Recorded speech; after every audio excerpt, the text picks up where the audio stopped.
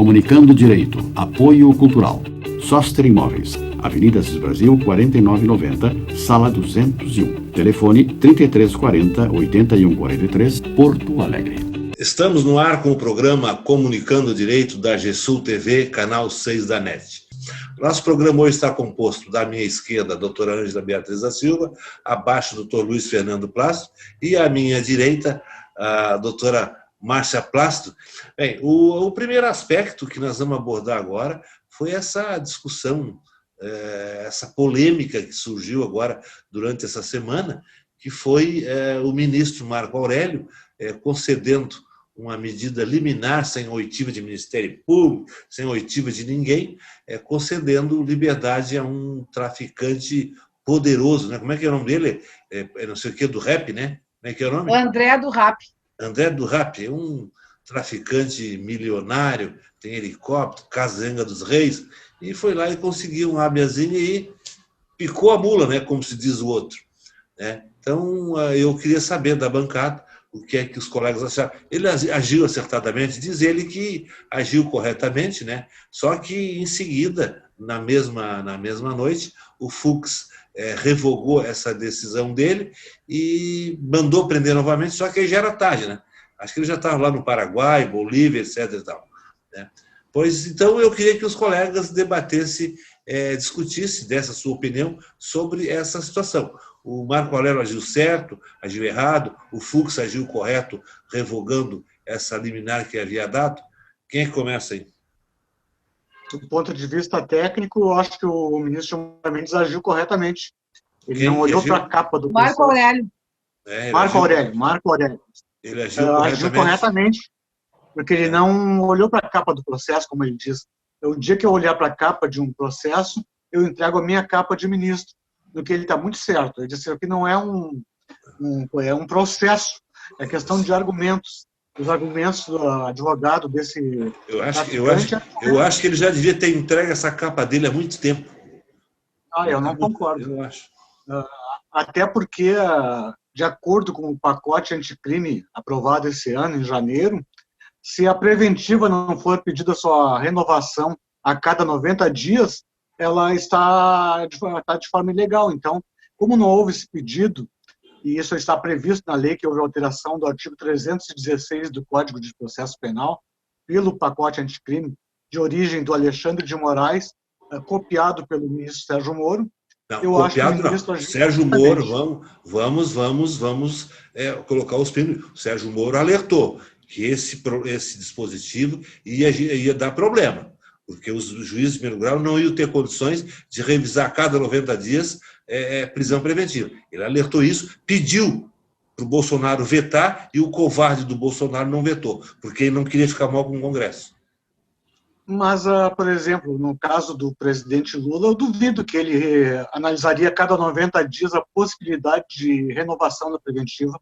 E o Fux agiu errado, revogando essa liminar?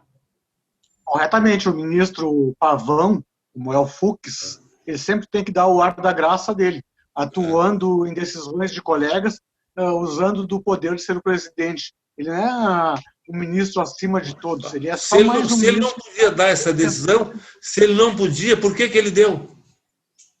Ele deu porque ele se arvorou de dono do STF. Então ele tem competência para dar. Se ele deu e revogou... Competência para dar, mas assim, doutora... ele era ministro, ele não gostava quando fazia isso, quando ele tinha uma decisão, por exemplo, e o Dias Toffoli ia lá e revogava a decisão que ele tomou. É uma questão de vaidade. Bom, gostar de revogar alguma decisão é uma coisa. Agora, saber se o outro tem poder, tem competência para revogar, aí é outra coisa, né? Eu acho que, por exemplo, se um juiz dá uma decisão e um outro entende de forma diferente e revoga, e tem poder para isso, eu acho que está correto. Eu acho, né, no meu parco conhecimento, eu diria que o ministro Marco Aurélio Mello agiu, né, de forma extremamente correta. Efetivamente, como o doutor Fernando tinha dito, ele não olhou a capa do processo, ele se baseou na lei anticrime. Ele não olhou a capa, mas ele sabia que era o RAP que estava ali no processo. Doutora Luísa, ele se baseou na lei anticrime, que modificou, não é, o artigo 316 do Código de Processo Penal, não foi? Isso. Não é lei anticrime. Foi introduzido pelos safados lá do Congresso. Tá, perfeito. Então, doutora Luísa, eu digo assim, eu acho que a colocação do ministro Marco Aurélio Mello foi perfeita quando ele disse que foi uma autofagia, né, que o Fux cometeu, né, ele descredita o STF a partir do momento que ele faz isso. Por quê? Porque ele joga para a torcida. Não é? O Fux, a gente sabe que ele acha que tem que, tal qual o Barroso, ele gosta de ficar bem com a sociedade, ele acha que o STF, né, está ali não para cumprir a lei, ele pode rasgar a Constituição no momento que quiser, desde que, né, ele fique bem na fita, que ele apareça bem na foto, tudo bem. Aí, o que aconteceu, doutora Luísio? Segundo o ministro Marco Aurélio, que ele não teria o poder, mas como os tempos são estranhos, tudo é possível. Isso não deveria ter sido levado ao plenário? O Fux tem poder? Não, tem poder, tem poder. Certo. O regimento... Então está. Então, doutora Luísa... Ele falou esses dias que vai terminar com as duas... são duas turmas, né? Vai jogar pelo plenário agora. Para evitar lá o conchavo do Gilmar Mendes com Lewandowski. O Gilmar Mendes está contra o posicionamento do Marco Aurélio Mello. Tá aqui, mas lá, ele e o Lewandowski lá para soltar uns réuzinhos é com eles mesmos. Aí o que acontece, doutora Luísa, com a base nessa mesma lei, não é? Que autorizou, né, a concessão do habeas corpus, mais 79, né, presos foram soltos. Mas isso, doutora Luísa... Passou a boiada, passou a boiada inteira. Está passando uma boiada. Não, porque 68 não foram. 68 não foram, né? Então, assim, ó, eu acredito isso a Lava Jato, né? Porque essas prisões preventivas eternas que aconteciam, né, lá na Lava Jato, que talvez voltem a acontecer em função desse juiz que lá está, que o senhor perguntou qual era o nosso posicionamento. Hoje nós ficamos sabendo que ele está lá, né, graças também às maquinações do Deltan Dallagnol, que queria que este juiz fosse para a Lava Jato. Porque, afinal de contas, esse preso, o André do RAP, né, porque isso não foi revisto, né, em 90 dias. Aí, doutora Luísa, o senhor pode dizer que eu sou a teórica da conspiração de plantão aqui do programa, né? Mas eu lhe digo o seguinte, uma vez que estão interessados em colocar em votação aquela PEC que altera, né, o momento da prisão para prisão com julgamento em segunda instância, então isso veio muito a calhar. Né? Isso virou assim um escândalo na mídia. Eu só me pergunto por que a mídia não questiona por que isso não foi revisado. Será que não é por isso que aconteceu? Então, colocar em liberdade um líder do PCC, e não estou dizendo com isso que o ministro Marco Aurélio estivesse de conluio, né, em relação a tudo isso. Eu acho que ele olhou a lei que foi alterada com esse projeto que é do seu luxo do Moro. Eu ouvi boatos de que o escritório que impetrou esse habeas corpus, que soltou esse rap, era de um assessor que trabalhava com o Marco Aurélio. Um assessor do gabinete. Isso. Eu ouvi também, doutora Luísa, mas ele entendeu que o fato de não ter relações com essa pessoa... Está cheirando mal, está cheirando mal. Eu acho, doutora Luísa, que o que está cheirando mal é assim, ó, é o fato da mídia investigativa, do jeito que é, não questionar por que isso não foi revisto. Por que deixaram isso acontecer? Agora, porque sempre assim, sempre tem o bode na sala. Né? Agora a culpa é do Marco Aurélio. O Fux, que é o defensor ferrenho da Lava Jato, está bonitinho na foto. Né? O Peruca está lá assim, né? Incomodadíssimo pelo fato disso ter acontecido, até porque ele é extremamente favorável à Lava Jato. Tudo que se refere à Lava Jato tem, né, o Fux vai dar respaldo. Né? O Fachin também foi extremamente contra essa posição do ministro Marco Aurélio, e o ministro Gilmar Mendes, que o senhor tem tantas, né, diferenças quanto ao posicionamento dele, também entendeu que não seria o caso. Alguma coisa boa ele tem que fazer também, né? Pelo menos alguma Pois coisa. é, e o ministro Marco Aurélio, que ultimamente também não tem me parecido, né? Assim, sempre tem sido voto divergente, o ministro Marco Aurélio. Mas eu acho que ele efetivamente julgou dessa forma, porque assim está no artigo 316, né, que foi alterado pela lei de abuso de autoridade. E se o senhor acha isso, doutora Luiz, assim, tudo bem, ele podia fazer isso, ele tinha poder para isso, não se questiona, o senhor entende que o Fux também tinha o poder, né, para ir lá e revogar essa concessão desse habeas corpus. Não, Eu entendo, doutora na Luiz, que ele verdade, ele não estaria. revoga. É um outro expediente jurídico que tem, não é uma revogação, é uma outra. Tudo É um bem, outro só que expediente. cancelou aquela liminar que foi concedida, né? Aquele habeas corpus que foi Não, ele concedido, e suspendeu. agora Isso é o que se chama suspendeu. suspensão dos efeitos de liminar. Ok, tudo bem, doutora Luiz. Suspendeu os efeitos da liminar concedida, certo? Isso. Tudo bem. Agora, o delegado já disse que vai ser muito difícil de pegar novamente o André do Rap, né? Que já foi uma novela para conseguir tê-lo prendido, né? Em tempos de outrora. Tinha que pedir para o Marco Aurélio prender ele, sair atrás dele. Por que, doutora Luiz? O doutor Marco Aurélio, ele cumpriu com o Ele dever que fez a dele. porcaria, ele que vai atrás. Como segundo ele disse, ele era o ministro de plantão naquele momento. Ele era o soldado que cuidava da Constituição. Eu concordo Cuidava plenamente da com o posicionamento Constituição, dele. cuidava da Constituição e dos bandidos também. Tá, doutora Bom, Ângela, vamos lá, e, doutora doutora Ângela. Luiz, Vamos lá, doutora assim, Ângela. se ele tivesse rasgado a Constituição, o senhor estaria ao lado dele. Depois eu vou dizer. Vamos lá, doutora Ângela. Eu estou assistindo, né, na mídia, essa novela que se tornou, né, a soltura do André do Rap, né, e assim, aí eu vejo, eu não vou analisar se Marco Aurélio está correto, quer dizer, acho que ele está correto, ele seguiu a lei, né, seguiu a letra fria da lei, sem olhar a quem. Mas eu vejo, sim, uma hipocrisia tão grande, porque toda a sociedade sabe que quando esses líderes de PCC, quando esses traficantes caem lá no presídio, eles continuam cometendo os crimes aqui fora, eles têm mordomias infinitas, porque o sistema carcerário é corrompido. E agora porque fugiu, porque deu 5 anos a Polícia Federal procurando. Incompetente um pouco essa nossa polícia também, né? Porque 5 anos para conseguir caçar um bandido é muito tempo. É muito tempo. Em que pese que ele foi solto. Bandido com muito dinheiro não é fácil. Bandido que tem jatinho, que foge a qualquer hora, é complicado. Lá no presídio para dar mordomia para eles, para dar acesso a tudo que é tipo de informática, para eles continuarem praticando crimes. Ele só está usufruindo dos bens que ele amealhou com o crime.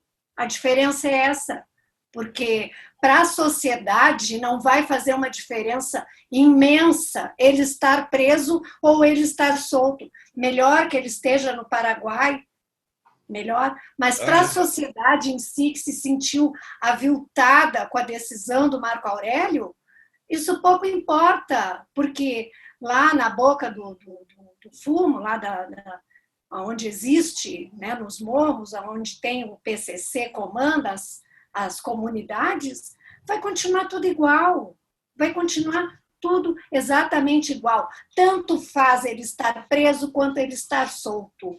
Infelizmente, no nosso sistema... Só que lá no Paraguai, ele está começando a mandar cocaína para cá, né? É assim. Vamos deixar ela no Paraguai mandando cocaína para cá. Uma operação levou para conseguir prendê-lo. Bem, posso falar alguma coisa?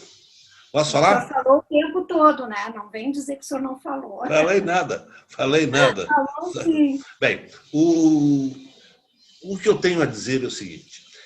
Primeiro, esse famigerado artigo 316, ele não fazia parte da lei anticrime, da qual o Sérgio Moro participou.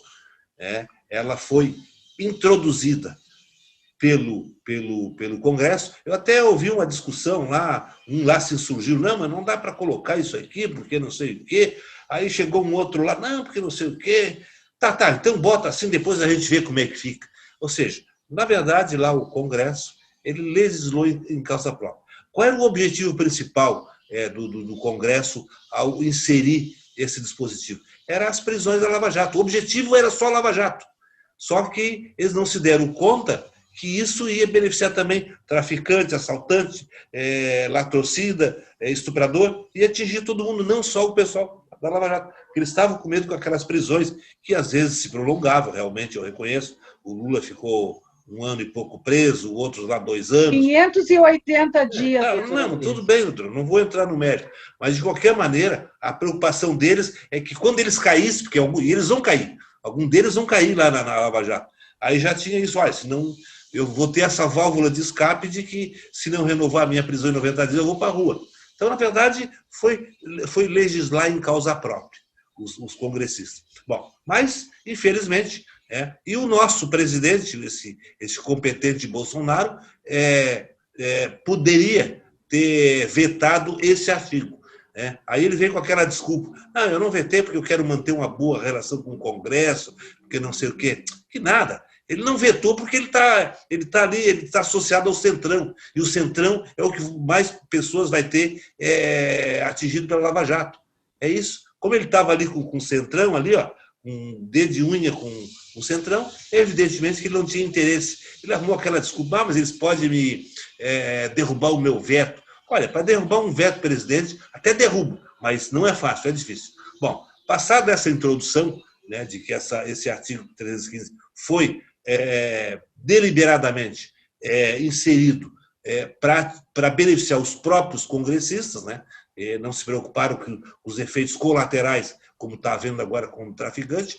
Bom, a outra questão é a seguinte, na minha opinião, no meu entendimento, o juiz, prisão preventiva é uma coisa, prisão decorrente de sentença é outra. O que é a prisão preventiva? É aquela prisão que o juiz decreta no correr do processo em que o réu está respondendo, para quando estão presentes aqueles requisitos do artigo 312, garantia da ordem pública, aquelas coisas para aplicação da lei penal, etc. E tal. Então, o juiz decreta a prisão, então ele responde o processo de forma com prisão cautelar, que é a prisão preventiva.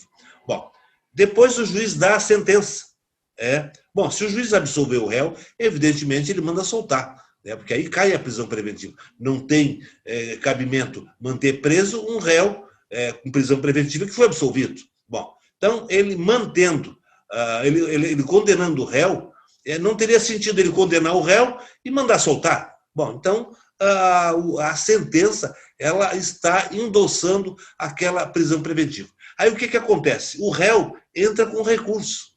O réu entra com recurso para o tribunal.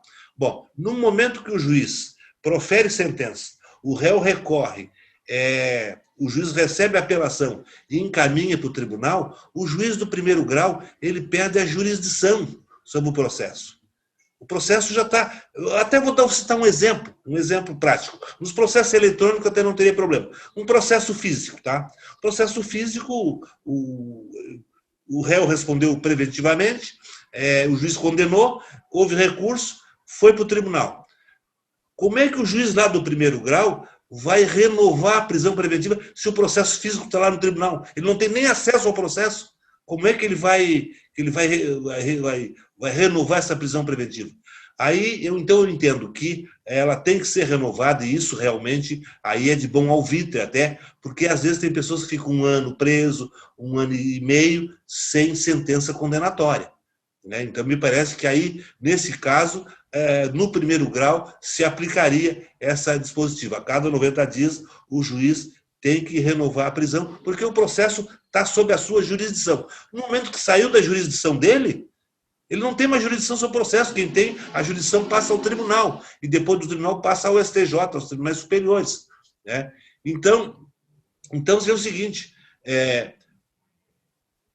o primeiro grau pode... Agora, se, por exemplo, o juiz do primeiro grau absolveu ou negou a prisão preventiva, e o segundo grau é que deferiu a prisão preventiva, aí a obrigação de renovar é do tribunal.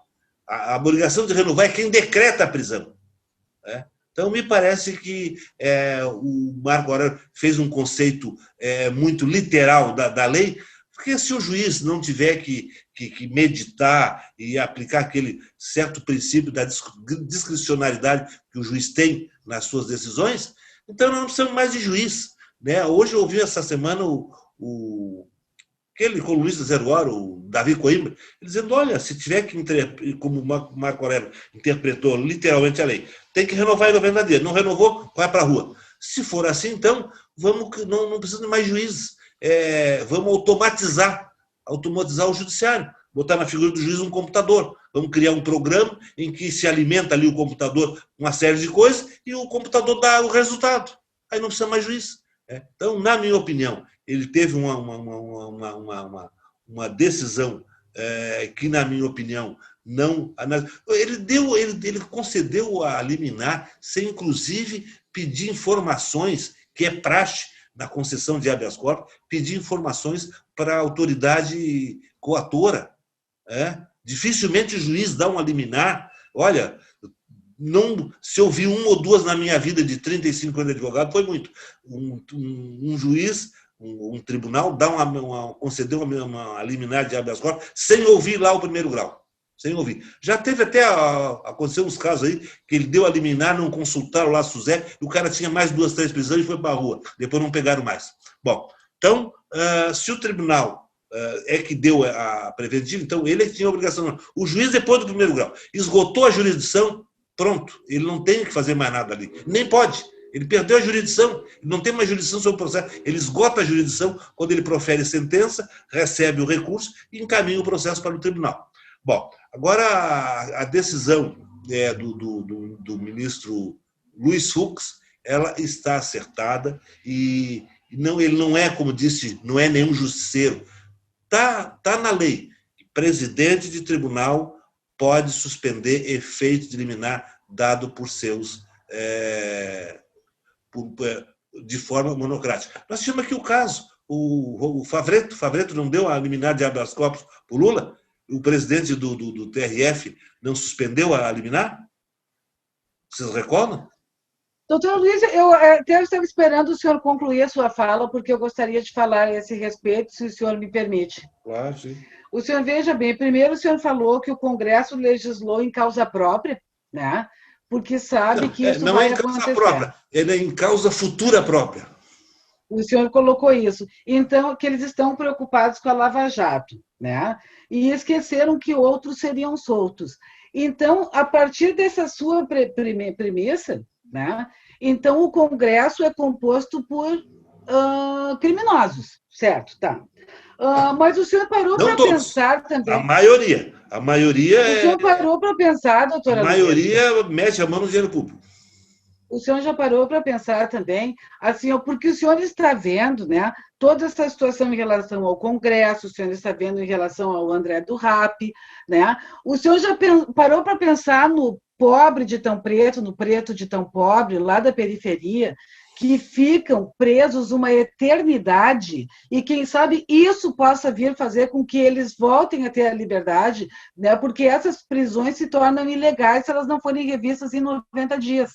Certo? Desde que... E isso também pode ter um benefício, o senhor já pensou nisso? Bem, doutora Márcia, mas desde que isso ocorra no primeiro grau. Eu até vou citar um caso aqui. Ó. Tem um caso... Não, doutor Luiz, por favor, o senhor deixa eu concluir, que daí é o seguinte, né? O senhor falou que, então, seria só em relação aos congressistas. A sentença, né, daí ela cai a prisão preventiva, né, a partir do momento que é sentenciado, o senhor chegou onde eu queria, lá no Favreto, né?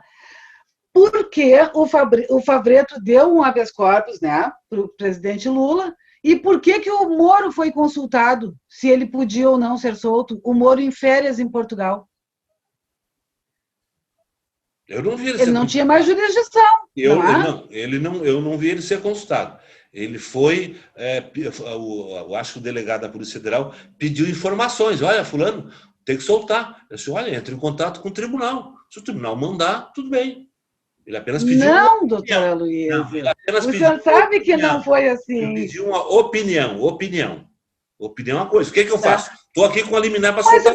opinião para um juiz que nem jurisdição mais tinha sobre o caso do presidente Lula. Ele foi um juiz de piso, já estava aqui no TRF4. Opinião e conselho todo mundo dá, nós damos. É de graça, não custa nada. Doutora Luiz, ele interrompeu as férias, ele enlouqueceu. Agora, outra coisa que eu gostaria de lhe dizer. Agora, isso que o senhor está dizendo, né, que em relação a isso, quantos criminosos serão soltos em função, né, de um posicionamento literal, como foi esse do ministro Marco Aurélio, na época também que estavam julgando aquele habeas corpus, em que, para impedir, né, a prisão em segunda instância, até porque, segundo o ministro indicado agora, com quem eu me filio no entendimento, né, seria possível, mas não obrigatória a prisão em segunda instância.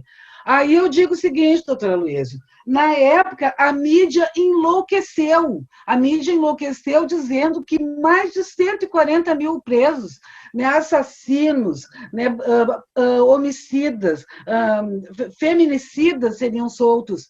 Aqui no Rio Grande do Sul foram 8. Porque a mídia faz isso, exatamente isso, doutora Luiz, que o senhor, que é doutor em direito penal, o senhor pode nos dizer tudo isso. Agora, o cidadão comum que escuta a Rádio Gaúcha, que escuta a Rádio Guaíba, não é assim com aqueles seus jornalistas e radialistas que passam esse tipo de informação, porque eu lembro, doutora Luísa, aqui na RBS tínhamos o Cláudio Brito, e o Cláudio Brito deu a informação que esse habeas corpus, que foi julgado em novembro do ano passado, poderia sim tirar o presidente Lula da masmorra da República de Curitiba. E a repórter que estava conversando com ele disse o seguinte, mas isso serve até para o Lula? Sim, serve até para o ex-presidente Lula. Então, doutora Luísa, essas informações, né, que vão chegando dessa maneira atabalhoada, as pessoas não se questionam por que não foi revisto. Por quê? Será que não existe uma grande coisa por trás dessa falta de revisão? A gente não sabe, não é, doutora Luísa, mas não foi revisto. E o doutor Marco Aurélio, efetivamente, com base no artigo 316 da lei anticrime, que alterou o CPP, né, muito corretamente concedeu o habeas corpus. Isso. E aí nós temos agora um traficante solto e coitado de nós, sociedade, né? Mais droga na rua, etc. Porque ele só vende de tonelada, né? Ele não é de quilinho, não, né? Tonelada. É porque ele interpretou literalmente... E você acha que, como a doutora Ângela É. disse, ele preso mudou alguma coisa? Doutora Márcia, aqui, ó, olha, é humanamente impossível que o juiz... primeiro por aquilo que eu disse, o juiz do primeiro grau, depois que ele profere sentença, ele perde a jurisdição, ele esgota a jurisdição. Então, ele não pode estar indo lá. Aí quem tem que fazer isso são os tribunais superiores. São os tribunais superiores. O juiz não pode. Ele não pode meter o dedo na seara alheia. Pois é. Vamos dar um exemplo. Vamos dar um exemplo. Digamos, um exemplo que o juiz, o ex-presidente Lula tivesse sido decretado a prisão preventiva. Aí o Moro condenou, etc. e tal, e houve recurso, ele está sendo julgado de forma preventiva. Aí, evidentemente, o Moro condenando vai manter a prisão, porque não tem sentido, olha, tu respondeu até agora preso, agora eu estou te dando uma punição, porque agora tu é culpado. Antes tu era presumivelmente culpado, agora tu está quase culpado porque já tem uma sentença. Agora, então, tu vai ser solto. Não. Então, digamos que o processo estivesse no TRF, aí o Moro tinha que vir aqui no TRF e renovar a prisão do Lula? Não, e ele nem precisaria disso, doutora Luísio. O Moro sucedeu o Gebran nas varas lá em Curitiba. Depois disso, livros que os dois teriam escrito que se homenageavam nos livros, né, assim, frequentando os mesmos lugares, amigos, né, confrades. Isso nada impede que juiz seja amigo de juiz. Eu acho que não é. Então, agora, não, de jeito nenhum, doutora Luísa. Agora tem que ser um eremita. Tem que ser eremita, não pode ter amizade com ninguém. Deve, principalmente. E agora, esse juiz que lá está, esse Bonar, parece que não gosta muito da latinha, parece que ele não aparece muito. Mas ele foi escolhido pelo Dallagnol e os seus amigos. Agora, eu lamento realmente a posição das três colegas dizendo que o Marco Aurélio acertou. Eu acho que é uma minoria que entende isso. Não, eu respeito, é uma opinião de vocês, né? Uma opinião, mas, no meu entendimento, totalmente equivocada, porque tu não tem que analisar a letra fria da lei. Né? Se tiver que analisar a letra fria da lei, não precisa juiz. Né? Então, qualquer Mas, técnico... doutor Aloysio, é o próprio juízo que tem que revisar de 90 em 90 dias, não é? Tudo bem, doutora Márcia, mas renovar... Quantos assessores assessores tem um juiz, doutor Aloysio? A doutora Márcia, se o juiz... essa revisão, na minha opinião, tem que ocorrer pelo juiz que decretou a prisão. E se o juiz do primeiro grau é que decretou a prisão e que condenou, ele, no momento que interpõe recurso, o processo sai da alçada dele.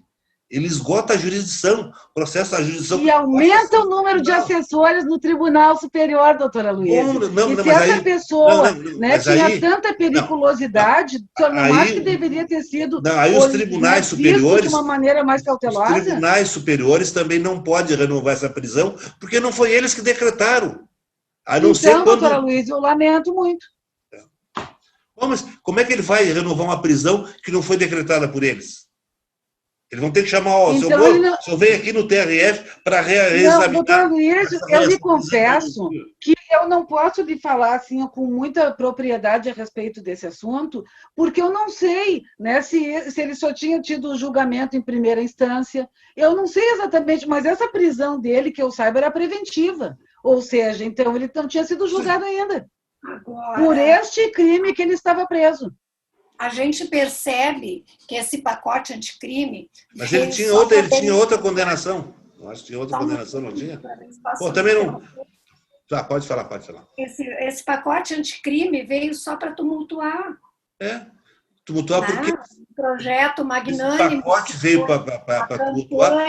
Desidrataram ele. Porque foi elaborado por uma pessoa incompetente. Foi elaborado por uma pessoa que não sabe legislar. Muito competente, só que desidrataram o projeto dele. Ele fez uma coisa e eles modificaram o projeto. Aí deu no que deu. Por quê, né? Porque, como o senhor disse, isso foi feito porque o Congresso tem muita gente que ia se beneficiar futuramente. O Congresso queria. Um ministro da Justiça Bolsonaro que não tem força para fazer o seu pacote anticrime. Um juiz da Lava Jato, né? Com toda aquela... não teve força. Um presidente da República, que certamente não vetou isso, além de não querer ficar mal com o Centrão, também pensando que possivelmente no futuro algum dos seus 3 filhos fossem beneficiados e ele próprio. É possível. Então, assim, é tudo nesse país. Não funciona muito bem. Aí o juiz dá uma decisão baseado na lei, que diz isso. Mas devia ter feito aquilo, mas podia ter. Podia, mas não fez. E o que ele fez não está errado. Ele fez o que fez e o Fux cassou. Pronto. Ele fez o que fez, o Fux cassou. Corretamente, pronto. É assim que se corrige decisões equivocadas. O Fux cassou, o Fux quer aparecer. Quando a filha dele, aos 35 anos... Ele suspendeu o efeito da liminar, doutora Luísa. Então, mas na verdade não é caçar liminar, os efeitos dela. Ela ficou sem efeito nenhum, ela ficou inócua. Então, no meu entendimento, foi cancelada praticamente aquela decisão. Ela se tornou inócua. Ou seja... Exatamente. Bom, mas, de qualquer maneira, como a doutora Ângela falou, eu até acho que realmente o Bolsonaro não vetou, já pensando na filharada. Não duvido. Pode, e eu entendo, doutora Alice, vamos deixar o legislativo legislar, não é? Porque o Moro foi incompetente como juiz, foi incompetente como ministro, né? E agora, esse projeto dele, que nem era dele, é um plágio, né? Gerou tudo isso que agora está trazendo, né? Prejuízo para a imagem do ministro Marco Aurélio. Não vamos distorcer os fatos. Não vamos dizer. O plano dele foi desidratado. Não constava, e ele alertou isso. Olha, isso aqui vai dar problema, como está dando. Não vamos colocar palavras, não atribuir responsabilidade ao Moro por esse absurdo aí. Isso aí eu acho que não. Né? Ele só botou... Vou meter o pau no burro, mete o pau no Moro, mas não por isso aí não pode. Mas aí a gente já vê, né, doutora Luísa, que o Moro é um pau mandado, né? Alguém foi lá, o Congresso foi lá, alterou o projeto dele. Mas o ministro não tem poder sobre o legislativo, gente. O legislativo... Mas ele, doutora Luísa, ele frequentava o legislativo, ele não teve força junto aos congressistas. Porque o Bolsonaro não estava... O Bolsonaro também não queria aquilo. Ou seja... não queria. O Bolsonaro tinha que ter vetado. O projeto que o ministro fez é esse. Não, mas então, agora, assim, por que está tudo errado? Eu lamento que tenha mais um traficante desse porte na rua, mas o Marco Aurélio não agiu fora da lei. Não. Se ele não tivesse agido fora da lei, o Fux não tinha... Não agiu fora da lei.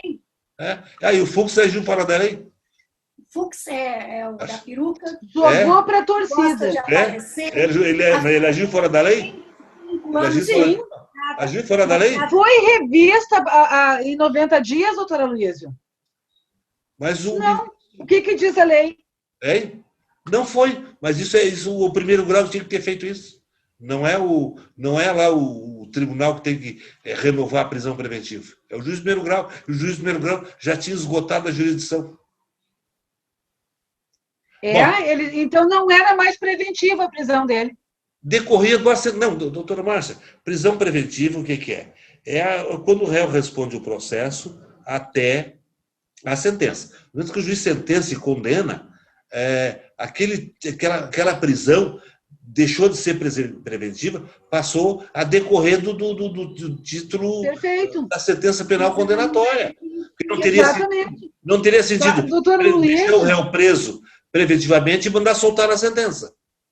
Olha só, o senhor veja bem, mas assim, como o senhor disse lá na sua primeira fala, a sentença foi prolatada, cai a prisão preventiva.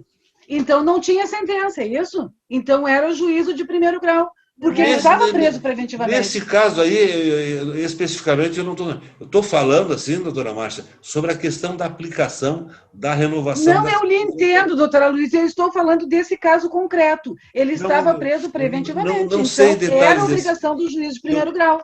Eu não sei detalhes desse processo aí, exatamente isso. Eu não sei. Ele não tinha sido sentenciado por esse processo?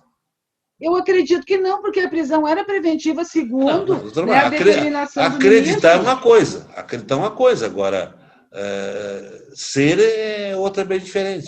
O ministro afirma que não houve a reavaliação da preventiva, ficando demonstrado o constrangimento legal da prisão, não foi, o que, segundo o pacote anticrime, autoriza a soltura. Em que grau estava o processo? Então, se era preventivo em primeiro grau. Não estava no TRF? Eu diria que não, em primeiro grau, porque a prisão era preventiva. Prisão preventiva. Sim, mas, doutora Márcia, prisão preventiva, ela é preventiva, o nome já diz, provisória. Sentenciado, já deixou de ser provisória. Ela já é uma então, não tinha sentença. Bom, então, é primeiro grau. Nós estamos falando assim em teses, né? Em teses. Hipoteticamente. Não, porque... Mas se era preventiva, doutora Luísa, eu diria que não estamos falando hipoteticamente. Estamos falando, sim, no caso concreto, porque, segundo a decisão do ministro, não foi revista a preventiva, então ela se tornou ilegal. Mas isso pode ter ocorrido lá no tribunal, ou seja, o juiz sentenciou e o processo estava em grau de recurso. Aí ele não tem, na minha opinião, o juiz de primeiro grau não tem que estar renovando, porque imagina se o juiz, todos os processos tiver que renovar as preventivas, ele só vai ficar renovando preventiva. Ele não vai mais... doutora Luísa, se tem sentença, não é mais preventiva. Como?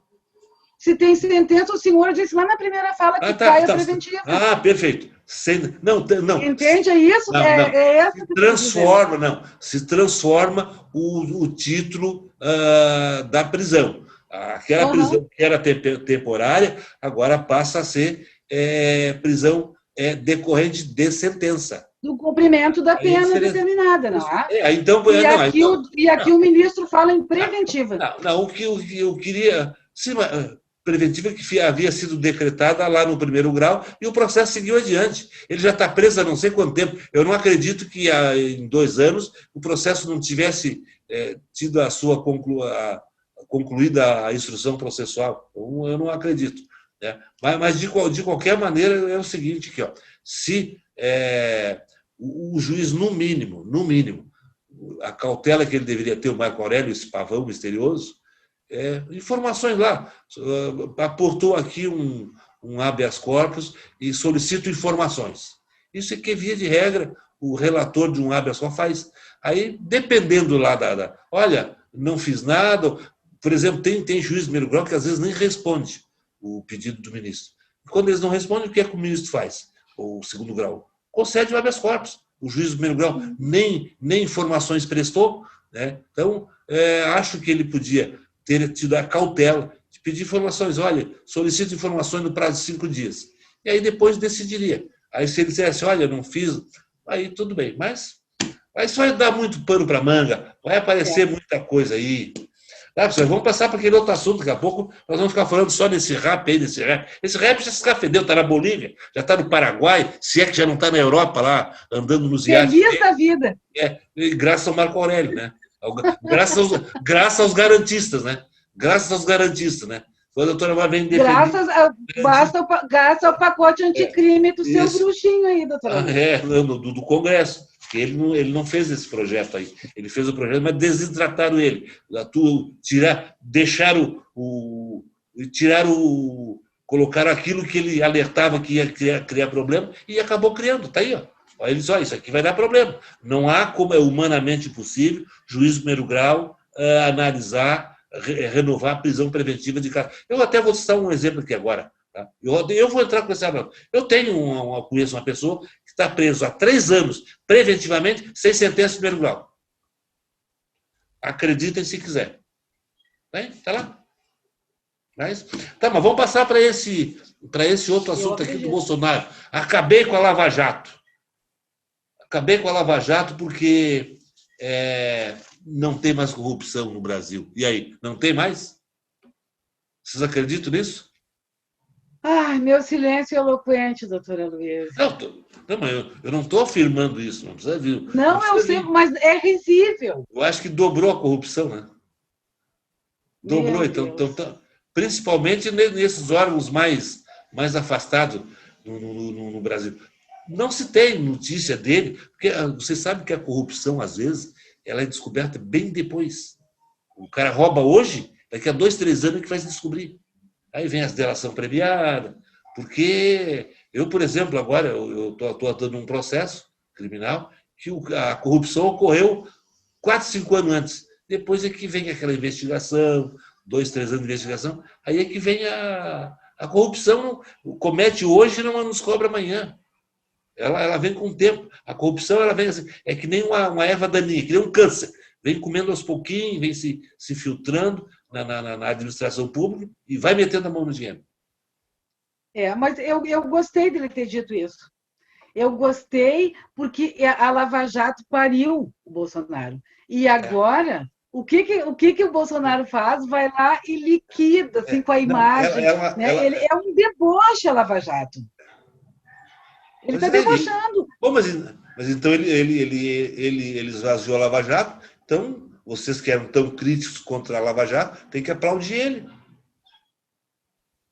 Quem sabe vocês não parabenizam ele. Acontece que não foi, não entendo que tenha sido o Bolsonaro que fez isso. Eu acho que os podres da Lava Jato começaram a aparecer, não é? E isso viabilizou que ela enfraquecesse. E agora ela quer sair por cima, assim, com o juiz Bretas, com esse monte de palhaçadas que ele tem feito ultimamente.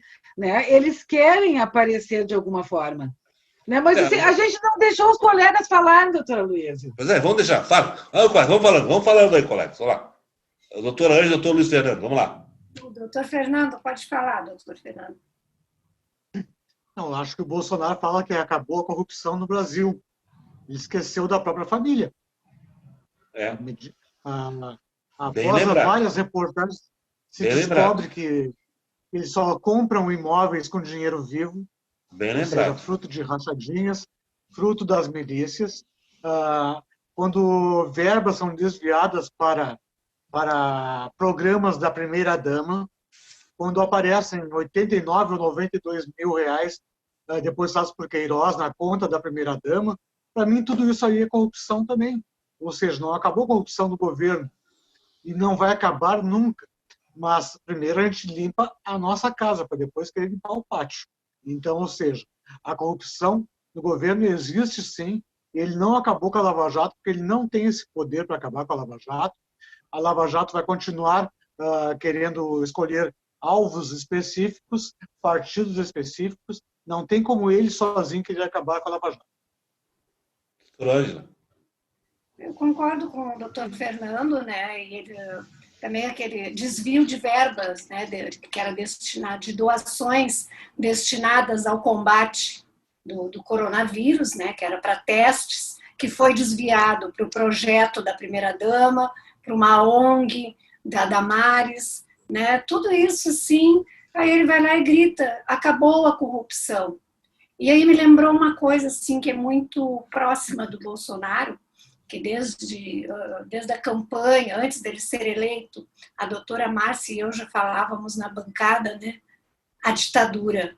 Na ditadura também não houve corrupção.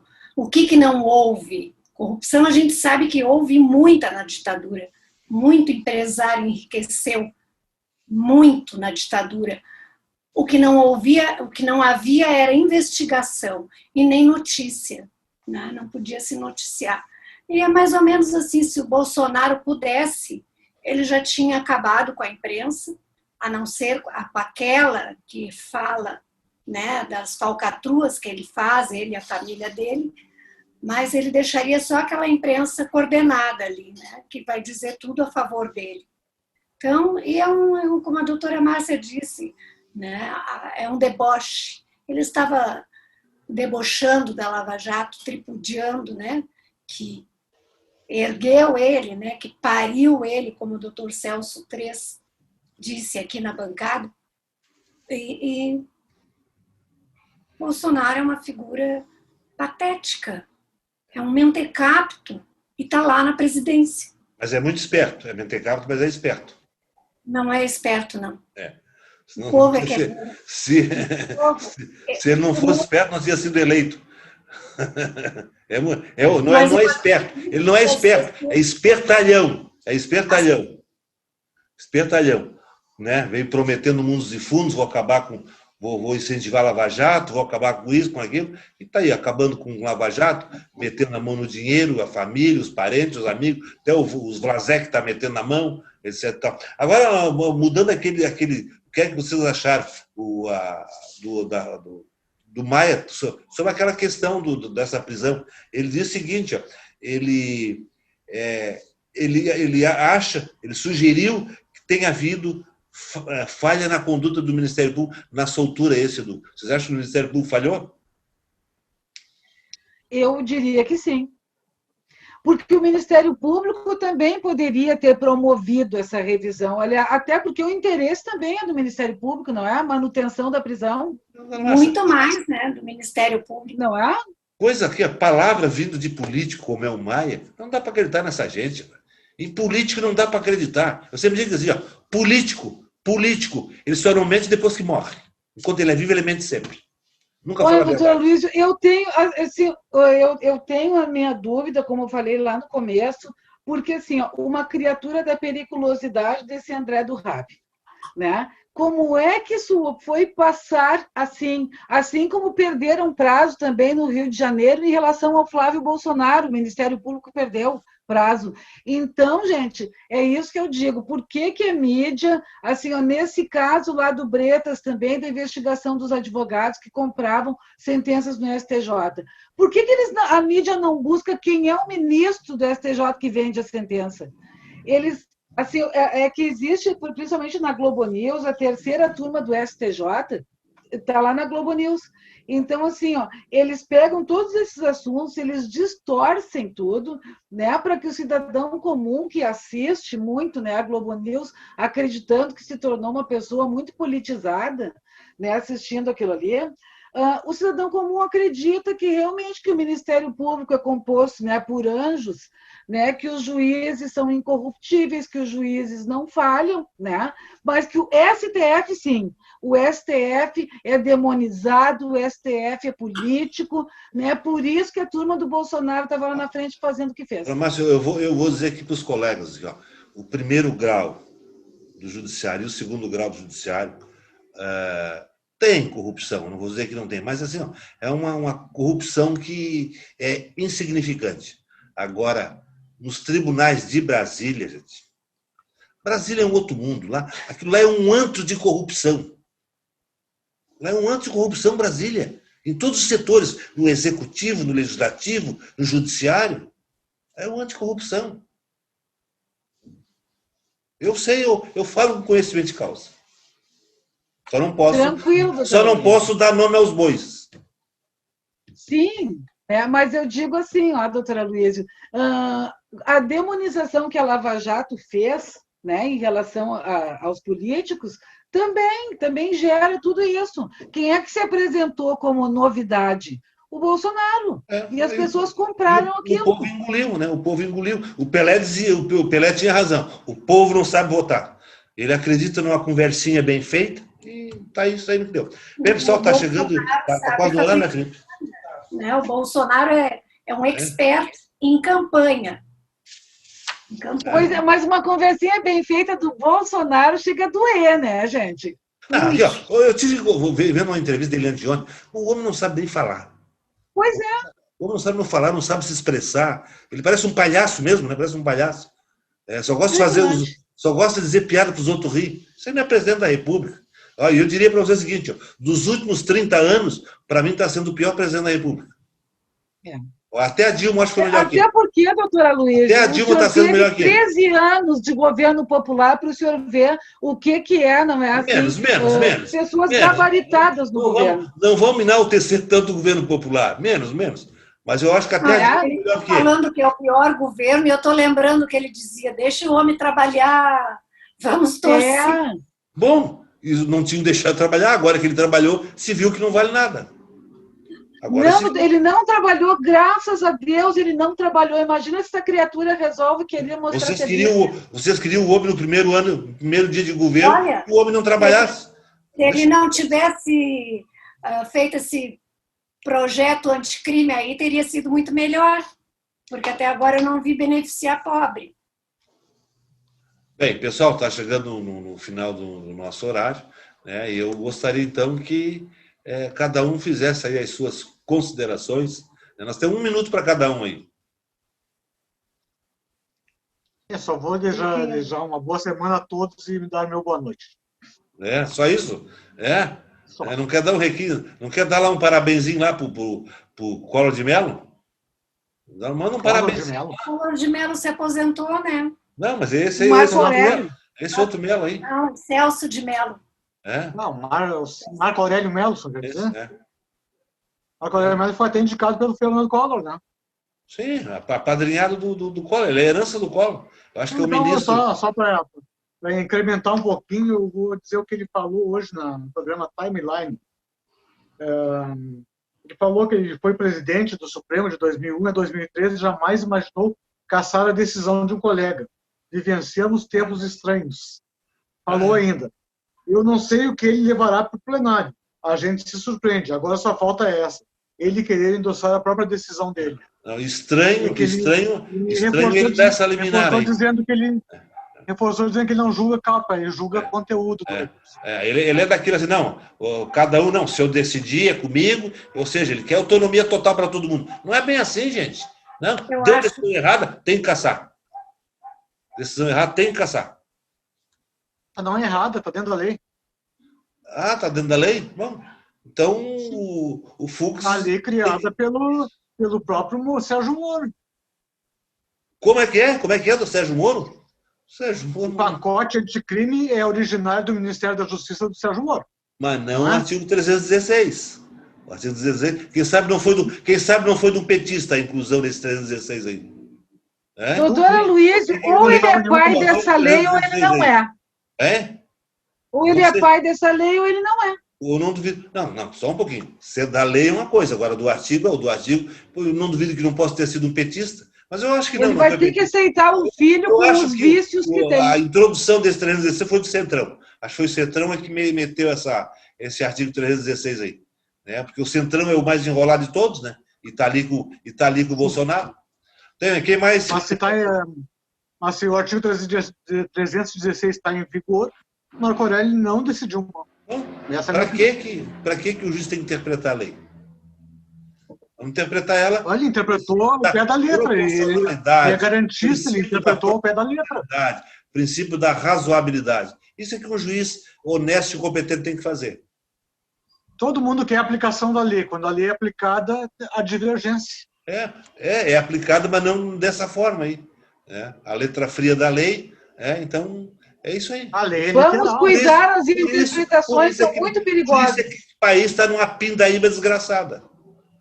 Nós não temos em curso no país o direito alternativo, nós temos aqui, direito o Supremo aqui, vocês já notaram? Vai estourar o tempo. Vai estourar o tempo. Porque o nosso Supremo lá, só temos 2 juízes de carreira. Só temos a Rosa Weber e o Fux, juiz de carreira. O resto é tudo agregado. O resto é tudo agregado. Não tem mais nenhum juiz de carreira lá. Tudo agregado. Esse que está entrando daí agora também é agregado, esse outro aí. Bom, eu só quero finalizar, doutora Luísa, dizendo o seguinte, fazendo minhas as palavras do Gilmar Mendes e do ministro Marco Aurélio. O Fux não é, ele é apenas um coordenador de iguais, ele não é um superior hierárquico. Mas na presidência ele pode caçar liminar de ministro. Doutora Luísa, posso falar? Pode, eu espero que ele coloque em votação em pauta a suspeição do Moro. Vai lá, doutora Ângela, vamos lá. Vamos deixar para o próximo programa isso. Eu tenho para dizer que as leis alteradas, tudo que foi alterado pelo governo Bolsonaro, seja em âmbito trabalhista, criminal e previdenciário, nada ajudou o povo até agora. Vamos ver se daqui para frente tem projetos que beneficiem a sociedade num geral, né? Eu agradeço a presença dos colegas aqui da bancada e me despeço em nome dos nossos fiéis telespectadores, nos dizendo que aguarde até o próximo programa. Até lá!